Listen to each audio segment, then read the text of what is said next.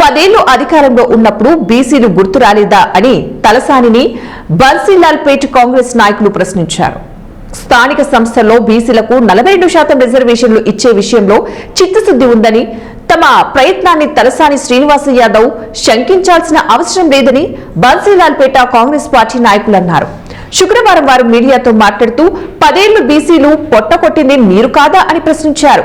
10 ఏళ్ల పాలనలో గుర్తురాని బీసీలు అధికారం కోల్పోయాక గుర్తొచ్చారా అని ఎద్దేవా చేశారు. బీసీల గురించి మాట్లాడే అర్హత తలసాని శ్రీనివాస్ యాదవ్ కు లేదని విమర్శించారు. 10 ఏళ్లు అధికారంలో ఉండి తలసాని బీసీలకు ఒరగబెట్టిందేమీ లేదన్నారు.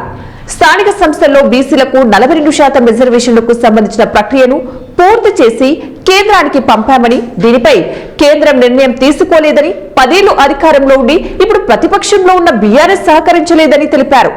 కేంద్రంలోని బీజేపీ, రాష్ట్రంలోని ప్రధాన ప్రతిపక్షం బీఆర్ఎస్ సహకరించకపోయినా బీసీలకు పార్టీ పరంగా 42% రిజర్వేషన్లు ఇవ్వడం ఆ పార్టీ నాయకులకు నచ్చడం లేదన్నారు.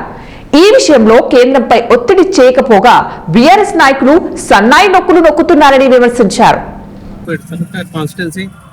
బన్సీలాల్పేట్ డివిజన్ లో ఘనంగా ఆయనకు వేడుకలు జరపడం జరిగింది. అదేవిధంగా గతంలో అంటే 2 రోజులు 3 రోజుల ముందు కూడా బీసీల గురించి అవాకులు చవాకులు పీల్చడం జరుగుతుంది. మాజీ మంత్రివర్యులు సనత్ నగర్ వారు 10 సంవత్సరాలుగా ఇక్కడ తెలంగాణ గవర్నమెంట్లో కూడా ఉన్నారు. మరి వాళ్ళు ఈరోజు చేయండి, ఇది చేయండి, అది చేయండి అని చెప్పడం చాలా విడ్డూరంగా ఉంది. తను 10 ఏళ్ళ నుండి కూడా మరి ఇట్లాంటి ఎందుకు చేయలేదని మాకు హాస్యాస్పదంగా ఉంది. ఈరోజు కాంగ్రెస్ గవర్నమెంట్ మీద అవాకులు చవాకులు పీల్చడం అంతా మంచిది కాదు.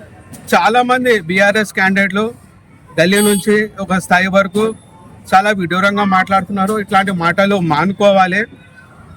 గతంలో కాంగ్రెస్ గవర్నమెంట్ రాజశేఖర రెడ్డి గారు ఉన్నప్పుడు 37% 22 చేశారు చంద్రశేఖర్ గారు. మరి అప్పుడు ఎందుకు మాట్లాడలేదు? అప్పుడు కూడా మాట్లాడాలి కదా, అప్పుడు కూడా మాట్లాడలేదు. కావున ఇలాంటి ప్రచారాలు, ఇలాంటి మాటలు మానుకోవాలి. రేవంత్ రెడ్డి గారు, యనమల రేవంత్ రెడ్డి గారు తెలంగాణ ముఖ్యమంత్రి.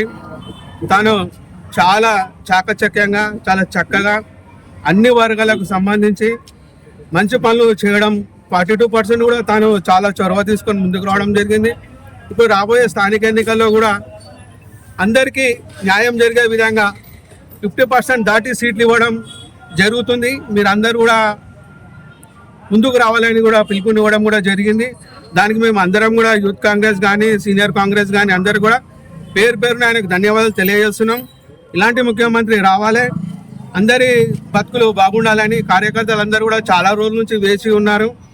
మేము జెండాలు ఏమొస్తున్నాము, ఇట్లా కండువాలు వేసుకుంటున్నామే తప్ప మాకు ఎలాంటి పదవులు ఏం లేవు.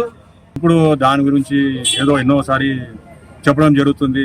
అట్లా కాదు, ఇట్లా కాదని, రిజర్వేషన్ గురించి, బీసీ గురించి ఇంకా అమలు చేస్తలేరు, అది చేస్తలేరని. ముందుకి ఇప్పుడు జెడ్పీసీ